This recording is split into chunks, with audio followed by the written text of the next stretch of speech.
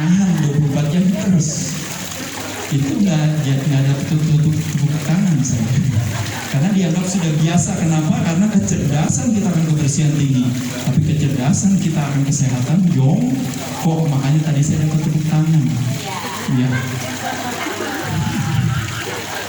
Lanjut lagi. Apa permasalahan daripada orang tua? Osteo, permasalahan tulang, disebabkan karena permasalahan otot sarkopenia, akhirnya menyebabkan permasalahan lemak. Paham ya Bapak Ibu sekalian? Makanya ibu-ibu semakin tua, bapak-bapak semakin tua harus rajin latihan beban. Karena dengan terjadinya ini, makanya kita bisa mengatasi permasalahan ibu-ibu orang tua. Permasalahannya adalah apa? Bone fracture. Permasalahan apa? Tulangnya rapuh, akhirnya perlu uang buat operasi. Ntar yang salah dokternya, yang salah BPJS-nya nggak diterima, yang salah operasinya salah. Padahal yang salah sesungguhnya adalah apa?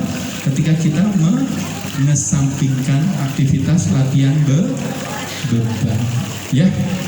Dan yang lain-lainnya termasuk permasalahan sensitivitas insulin menjadi meningkat. Kenapa? Karena kita nggak butuh insulin. Ketika gula kita beredar di darah, nggak butuh si insulin, otot rajin dilatih, dia tarik gulanya. Blood sucker, blood sugar sucker, otot kita. Rajin latihan otot, kita nggak butuh tambahan insulin, kita nggak butuh metformin, ya. Jadi bisa dilakukan dengan apa? Dengan alat bantu maupun dengan badan sendiri. Ya, kalau di fitness center adalah tempat pusat kebugaran, sumber daya alatnya lengkap banget. Makanya kenapa bapak-bapak, ibu-ibu tinggal pilih yang mana aja. Mas Ade, alat ini bagus gak? Bagus. Ini bagus gak? Bagus. Ini boleh buat cewek? Boleh. Ini buat cowok? Boleh. Buat siapa aja nggak ada masalah. Alat nggak ada yang khusus buat cewek, nggak ada. Ini dumbbell ini buat cewek, nggak ada. Cuma di sini ada alat yang khusus buat cewek, dumbbell warna merah itu buat cewek, ya. Saya belum lihat ada cowok yang pakai dumbbell warna merah, ya. Cuma tadi saya jadi pakai dumbbell warna merah gara-gara syuting sama Trans 7, ya. Tadi jadi pakai dumbbell warna merah, ya. Oke, lanjut lagi. Nah, ini salah satu aktivitas yang bisa dilakukan di rumah, yang Bapak Ibu lakukan hanya dengan menggunakan tubuh sendiri. Caranya sederhana, kita mulai lihat, tarik nafas, buang nafas. Tarik nafas, buang nafas, tarik nafas, buang nafas. Tarik nafas, buang nafas, tarik nafas, buang nafas. Itu satu gerakan. Lanjutin lagi mau berapa kali, silakan. Nanti kita bisa bikin, ya, mungkin tanggal 6 Mei kita bikin sama-sama lakuin gerakan 108 kali, ya, bersama-sama. Ya. Setuju? Oh enggak. Dulu di Rai Fitness di TK kita lakuin, tapi kita istirahat per 10 istirahat. Saya yakin teman-teman yang pernah ikut aktivitas yoga, asana pasti rajin lakukan ini, ya. Kalau bisa lakukan 3 kali, 5 kali, 10 kali bagus, ya. Oke, ini program latihan beban di rumah atau di kantor atau apa, bisa dengan menggunakan tubuh sendiri. Atau biasanya kadang-kadang kalau yang paling gampang adalah kelar sholat langsung latihan pakai badan sendiri, ya. Pilih aja mau yang mana, silahkan, ya. Ini salah satu yang paling efektif karena dengan badan sendiri dan habis sholat itu artinya tidak ada alasan untuk kita bilang saya tidak ada waktu. Satu, kedua tidak ada alasan kita bilang saya tidak ada alat. Dua, karena semuanya pakai badan sendiri, ya. Nah, sedangkan kalau program latihan beban di gym, terutama bagi orang-orang yang udah semakin hari udah semakin tua, ya. Bapak-bapak, ibu-ibu, mohon maaf sekali lagi nih, ya, kita semua pasti akan menua, betul ya. Bapak-bapak, ibu tadi udah dengerin saya udah lihat dari mukanya ini semuanya udah lebih tua 1 jam dari tadi sebelumnya, ya. Jadi udah tambah tua, itu yang disebut namanya umur kronologis. Semakin hari semakin tua, tapi ada disebut namanya umur biologis dan umur psikologis, umur yang bisa kita mundurin, yang kita bisa balik. Jadi kelihatannya dia umurnya berapa, tapi dengan umur badannya ternyata lebih muda, atau kebalikannya, kelihatannya dia muda, ternyata umur badannya lebih tua, ya. Nanti teman-teman silakan lihat diri sendiri badannya, kira-kira umur biologisnya lebih muda nggak daripada umur kronologisnya. Kalau umur psikologis apa? Umur cara pandang kita dalam melihat hidup kita, opsi cara pandang yang melemahkan lebih banyak yang kita jadikan kekayaan perbendaharaan di kepala kita. menguatkan hati yang lebih banyak. Nah, kalau yang melemahkan hati lebih banyak, makanya biasanya apa? Biasanya usia psikologisnya menjadi lebih tua, ya, stres, ya, kasihan. Kalau sehari jadi lebih apa? Lanjut lagi teman-teman sekalian, ini adalah program latihan di gym. Fokusnya compound 70%, isolation 30%. Siapa yang tahu compound dan isolation apa? Yaitu adalah apa? Kalau compound melibatkan lebih dari satu otot, lebih dari satu persendian. Isolation hanya melibatkan satu otot dan satu persendian. Kalau squat, leg press, namanya kalau isolation apa? Leg extension, leg curl. Ya, paham ya? Bapak Ibu sekalian ya? Oke. 1-2 kali per minggu per body part, minimal per body part harus dilatih minimal 1 kali. Jadi jangan senangnya saya kaki aja, tangannya nggak pernah dilatih. Senangnya tangan aja, kakinya nggak pernah dilatih. Dadanya nggak pernah dilatih karena saya wanita, saya takut nanti kalau latihan nanti payudara saya kecil. Udah dari sana, ya. Jadi santai aja, nggak apa-apa ya, teman-teman sekalian. Justru kalau kita kadang-kadang makan lemak banyak, otomatis biasanya kadang-kadang dada kita jadi lebih besar. Ya, begitu kita diet otomatis jadi lebih kecil karena itu hubungannya dengan kadar lemak ya. Selain itu juga minimal, katanya ini cuma minimal ya, kita ngomongin 9 set per minggu. Sebenarnya ini terlalu kecil sekali karena teman-teman latihan aja satu gerakan aja 3 set, teman-teman pindah ke tempat lain. Nah, ini mungkin penjelasannya lebih kepada buat orang awam sih ya, yang nggak pernah latihan ya. 6-12 repetisi artinya apa teman-teman sekalian? Kalau 6 kali aja susah, berarti bebannya terlalu berat. Kalau 12 kali aja gampang, berarti bebannya boleh ditambah. Paham ya? Sesederhana itu. Lanjut lagi prinsip latihan beban. Kalau bisa fokus ke compound tadi udah. 2, tempo gerakannya. Jadi buang nafas pada saat bagian terberat, tarik nafas pada saat bagian ringan. Buang. 1 repetisi kira-kira sekitar 4-5 detik. Artinya 1 detik di puncak gerakan, waktu narik, tahan di puncak gerakan 1 detik, turun 1-2 detik. Tahan, turun 1-2 detik. Jadi 1 gerakan kurang lebih ini. Jangan cuma 1 detik kena. Apa bedanya ngangkat 1 detik sama ngangkat 4 detik? Beratan yang mana? Yang pertama apa yang kedua? Kenapa beratan yang kedua? Karena time under tensionnya lebih panjang. Stres yang diterima otot, tekanan yang diterima otot, durasinya lebih panjang atau lebih pendek? Lebih panjang, 4 detik. Nah, jadi jangan buru-buru. Dorong, turun, dorong, turun, oke ya. Termasuk juga ini gerakannya sama tadi semua ya, negatifnya dikontrol ya. Dan terakhir isolation boleh gak sebagai penutup, nggak ada masalah, atau sebagai pembuka nggak ada masalah juga. Keuntungan dari punya otot adalah toleransi terhadap gula menjadi lebih meningkat, sensitivitas terhadap insulin. Bapak-bapak ibu sekalian, ini yang menjadi permasalahan daripada resistensi insulin. Usia 20 tahun masuk ke usia 40 tahun, katanya ini kita bicara fungsi ya. Fungsi itu artinya terjadi ketika 1-3% fungsi kita menurun kalau terjadi 1% pengurangan massa otot.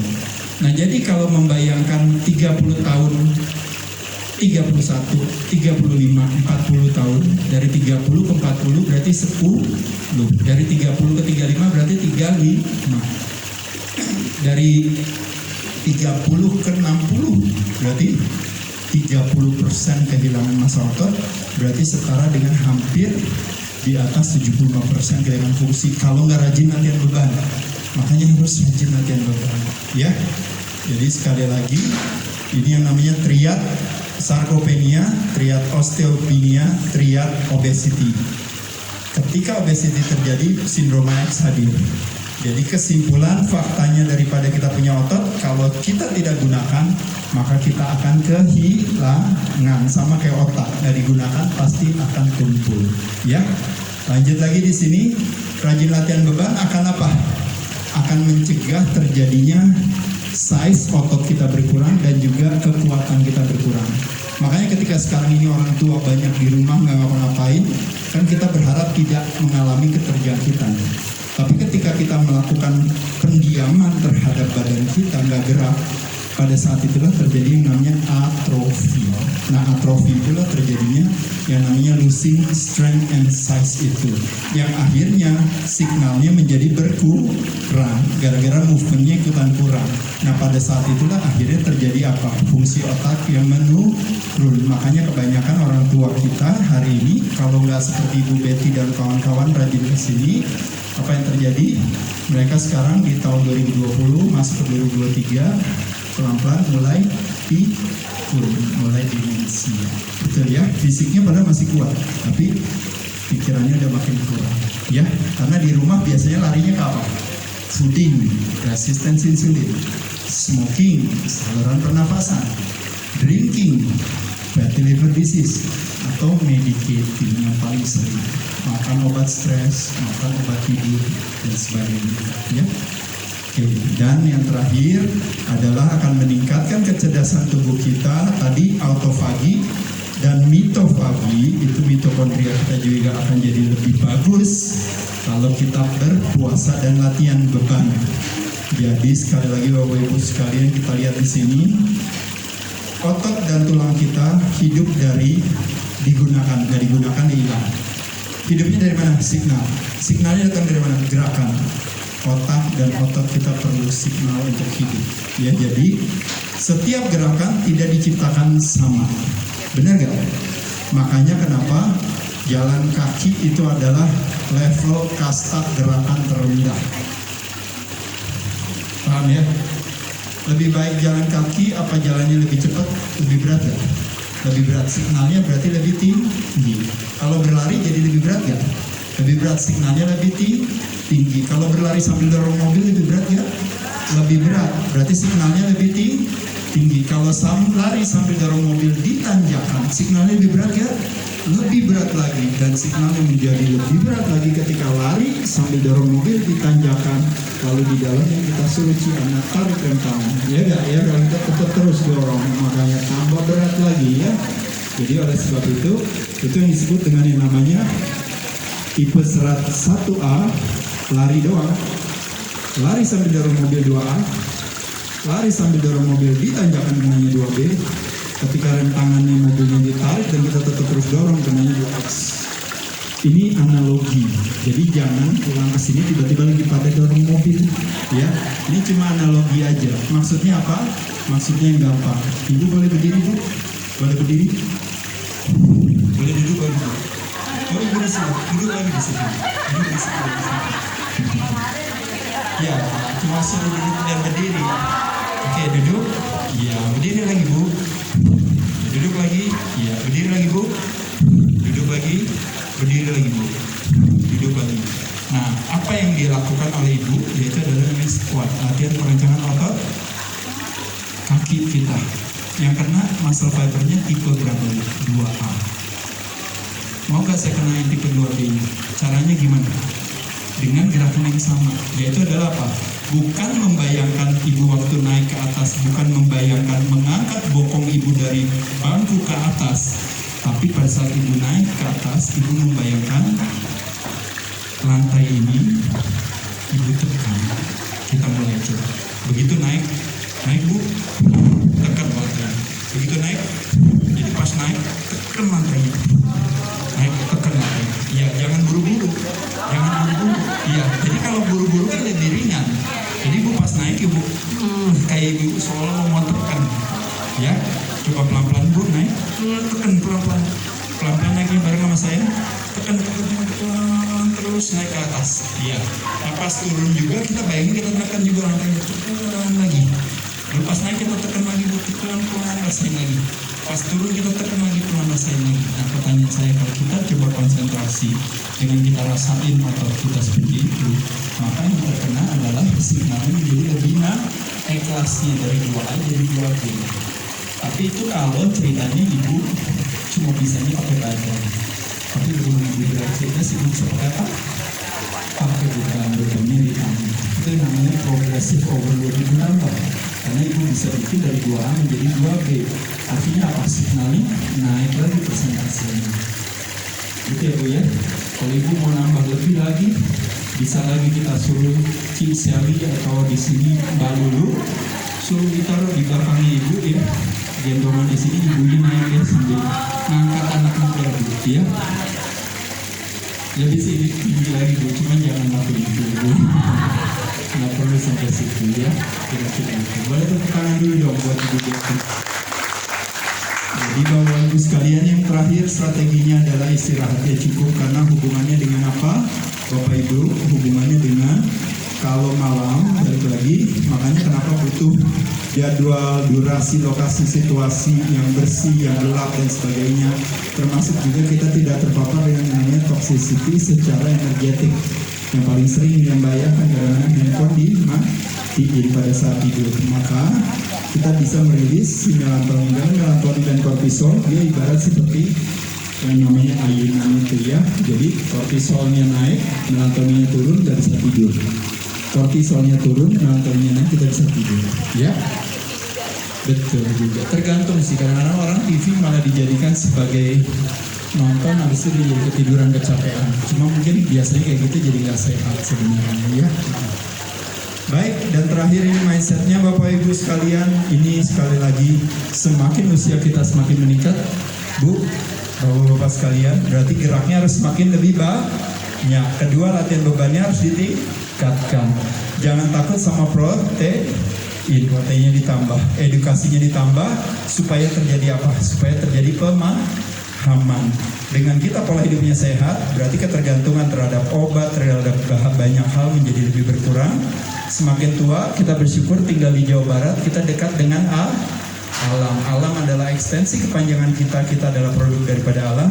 Dan terakhir adalah, yaitu adalah salah satu warisan budaya Indonesia yang juga warisan tersebut ternyata kita rasakan pada saat di musim infeksi kemarin, yaitu adalah sebuah keikhlasan bahwa panjang umur bukan karena badannya paling kuat, tapi orang yang panjang umur karena orang yang paling bijaksana terhadap dirinya.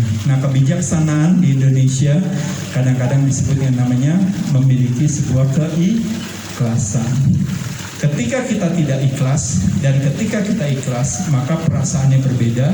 Yang satu perlawanan hati mengarahkan kita pada sakit, yang satu pertemanan hati mengarahkan kita pada sehat. Ketika kita tidak ikhlas terhadap ketidakpastian akan masa depan, maka yang terjadi adalah ketakutan. Tapi ketika kita ikhlas, apa yang terjadi teman-teman? Yang terjadi adalah petualangan. Di sini feelingnya dekat dengan pertemanan hati, di sini feelingnya dekat dengan perlawanan hati. Ketika kita tidak ikhlas terhadap orang yang sengaja atau tidak sengaja menyakiti hati kita, maka yang terjadi adalah kebencian. Tapi ketika kita ikhlas, yang terjadi adalah pemaafan. Definisi kebencian adalah apa, Bu? Ibarat minum racun tikus, biar mampus loh. Gitu. Jadi ibarat minum racun tikus, kita minum, habis kita biar mampus loh. Berharap yang mati orang lain. Tapi yang mati siapa, Bu? Karena kita yang minum racun tikusnya. Jadi jangan memendam rasa benci soal gitu ya. Kalau kena, udah cuekin aja lah. Kalau teman-teman di sini ngapain? Refresh aja gitu ya. Gitu ya, teman-teman ya. Ketika kita tidak ikhlas terhadap orang yang berbuat lebih baik dari kita akhirnya apa? Iri, bahasa Inggrisnya jealousy. Tapi ketika kita ikhlas, apa yang terjadi?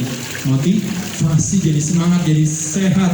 Dan terakhir, nah ini yang terjadi di Indonesia semua ya. Ketika kita tidak punya keikhlasan terhadap perbedaan, maka yang terjadi diskriminasi. Tapi ketika kita ikhlas terhadap sebuah perbedaan, maka yang terjadi adalah toleransi. Dengan kita punya sebuah keikhlasan, kita berharap mudah-mudahan kita didekatkan dengan pertemanan hati, akhirnya sehat menjadi sebuah konsekuensi. Terima kasih. Cukup ya, udah buka atau belum? Oh belum. Masih ada sesi tanya jawab. Oh iya, baik. Kalau gitu sama Tommy di sini. Siapa yang tanya? Ada istilah mengatakan malu bertanya sesak di celana. Ya. Dibuka satu-satu dulu aja dong saya. Boleh. Siapa dulu, Boy? Silakan Ibu.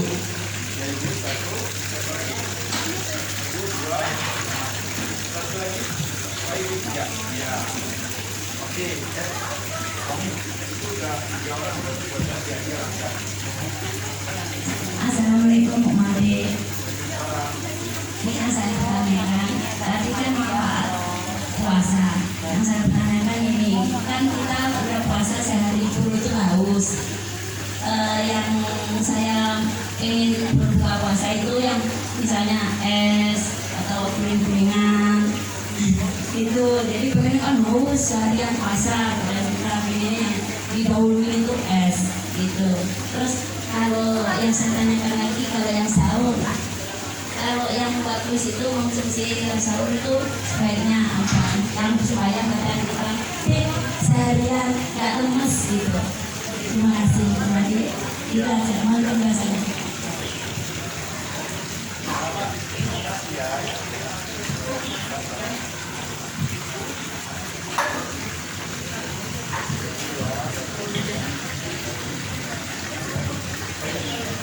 Baik, terima kasih Ibu ya.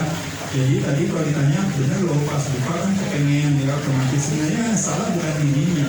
Boleh ya saya minum air dingin kan berarti nggak masalah. Cuma masalah adalah kita memasukkan gula di air dingin atau sirupnya.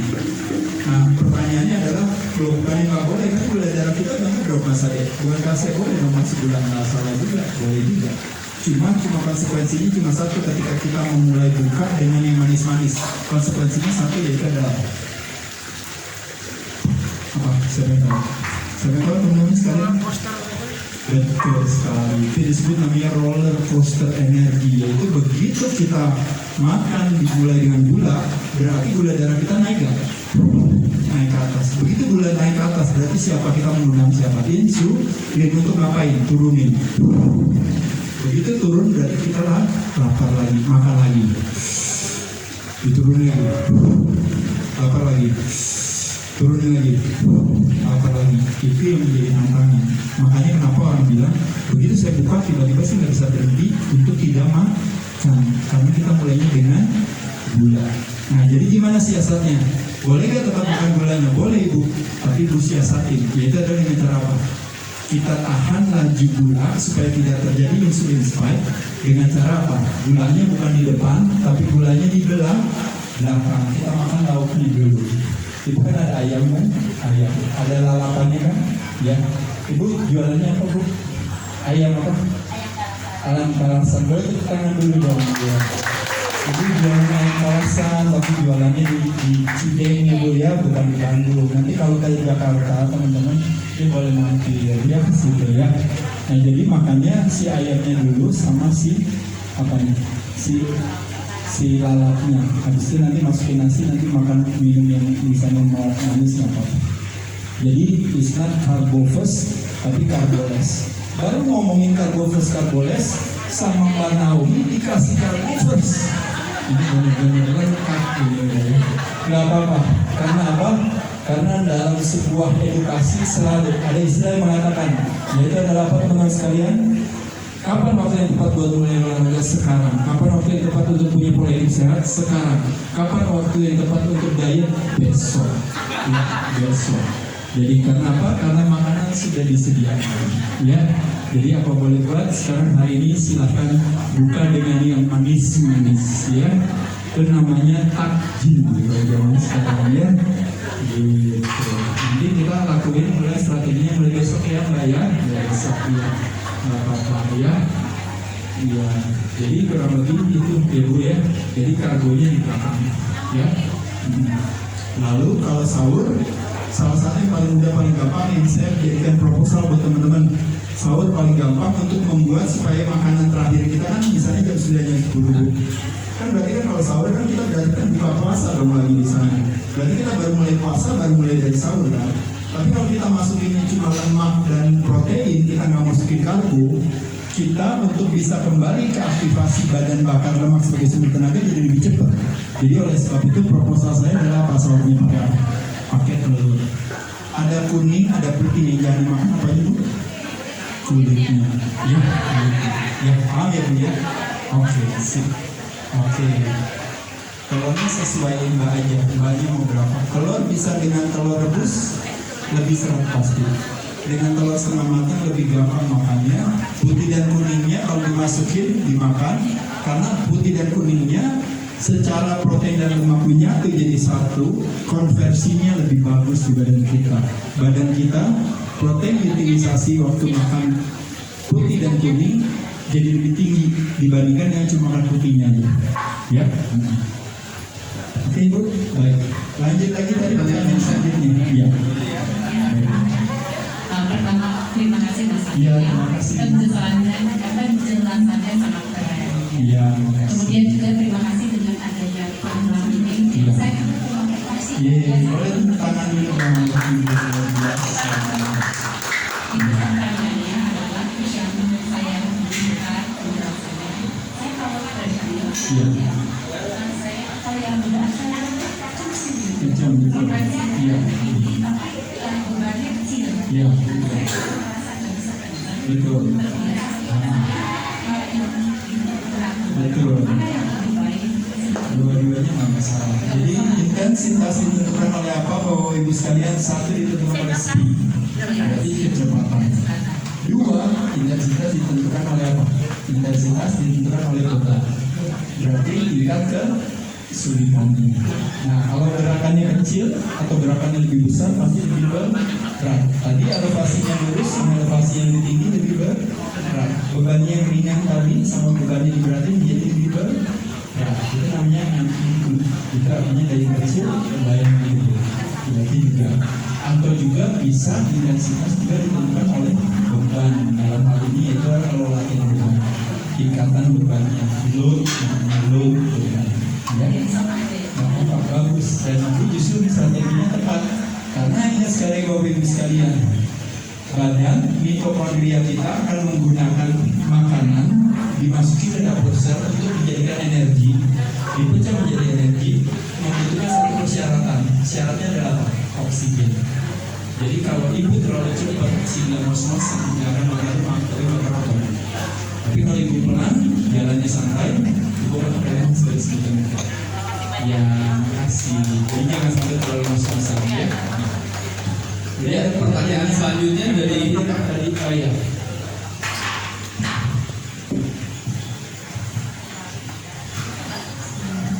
Makasih Ya, makasih Mbak. Ya. Mas, aku tuh punya penyakit kolesterol dari muda. Sekarang berkelas dia. Aku belum pernah kolesterol itu di bawah 200. Jadi paling rendah itu 211, sempat 300. Jadi Mas, apa yang efektif untuk menurunkan? Sementara ini aku minum obat kolesterol. Jadi apa yang efektif untuk menurunkan supaya saya bisa lepas dari obat juga gitu Mas? Baik secara makan maupun olahraga. Selama ini olahraga kayaknya yang membutuhkan gitu masih gitu Mas. Terima kasih Mas. Ya, makasih. Ibu pernah nonton YouTube sering? Sering ya? Ibu pernah nggak punya keywordnya adalah dunia diabetes kolesterol? Pernah diklik ya? Nanti diklik ya. Nah, ya, dunia diabetes kolesterol ya.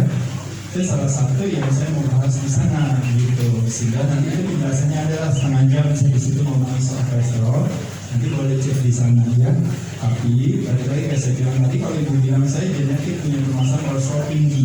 Jadi di kepala saya tingginya saya pikir ibu berapa? Itu mau ngomong 400 atau ngomong 500. Ternyata ibu ngomongnya cuma 200. Nah sekarang siapa yang bilang bahwa kolesterol 200 itu tinggi? Paham nggak? Yang bilang itu adalah science based on consensus. It's not science based on method. Nah maksud saya, boleh tahu nggak HDL-nya ibu kan? HDL-nya berapa? Nggak mungkin 120 kan tadi kan intinya 211 kan, berarti HDL-nya nanti dicek ya. Dari tahu rumusnya saya cuma bilang selama HDL-nya itu sepertiga dari total kolesterolnya, berarti sebenarnya ada masalah ya. Jadi nanti dicek aja di sana ya. Makanya kenapa ada orang yang bilang, Mas Ade, saya kolesterolnya 280 tapi HDL saya 90. Dan itu tidak masalah. Cuma masalahnya menjadi besar ketika sekarang ini terjadi sebuah konsensus bahwa kalau di atas 200 berarti dianggap kolesterolnya tinggi. Gitu. Padahal kolesterol adalah sesuatu yang normal. Permasalahannya bukan di kolesterol, permasalahannya di inflamasi. Jadi apa yang kita perbuat sehingga kolesterol saya jadi tinggi? Kalau saya mau mengambil kira-kira akar permasalahan daripada kok saya dibilang tinggi kolesterolnya. Oh iya, ternyata saya masih makan ciki tiap malam sebelum tidur. Misalnya gitu ya. Atau misalnya ternyata saya menghobi jajan-jajanan yang relate dengan apa? Highly processed food, which is highly processed karbo dan highly processed fats. Biasanya minyak goreng, misalnya margarin, atau misalnya mungkin berbagai makanan-makanan lain yang menyebabkan terjadinya peradangan di tubuh saya. Ya, jadi kalau menurut saya 211 sih sama sekali nggak apa-apa. Ya, mau 250 juga nggak apa-apa. Ya, iya, nanti itu ya balik lagi ya, nanti kalau saya ngomongin soal medis, saya tidak dalam kapasitas, nanti salah ya, tapi saya cuma bilang secara umum aja, ibu mesti lihat, karena kebutuhan obat itu adalah kebutuhan nutrisi. Jadi kalau kita merasa memang perlu itu ya boleh kita makan. Tapi tujuan obat kita konsumsikan apa? Meditasi, memberikan kesempatan kepada kita waktu kita mengkonsumsi obat, saatnya saya untuk apa? Merubah perilaku saya yang salah. Tapi ketika saya tergantung sama obat, bukan hal yang bijaksana. Dan menurut saya ibu tergantung saya pun drugs bukan yang lebih baik. Apalagi cuma 200. Makanya saya bilang kalau ibu makan statin drugs tapi ibu kolesterol 400, itu nanti bisa terjadi bisa ibu masuk di dalam 1% daripada 100% permasalahan genetik defect itu bisa. Tapi kalau ibu cuma 200, menurut saya kenapa harus makan obat setelah sembuh ya. Masih ada lagi teman-teman? Biasanya kalau buka harus tahu ya. Dikasih tahu ya biar teman-teman jadi tahu ya. Oke, lanjut lagi. Ya, assalamualaikum. Ya, nama kedua ya sana. Aku kebetulan dari Tangerang. Oh iya. Kebetulan dari institut yang Ya, ini kasih mewakili dari jauh-jauh. member. Ya. Dia dari bantuan kemudian marketing gitu.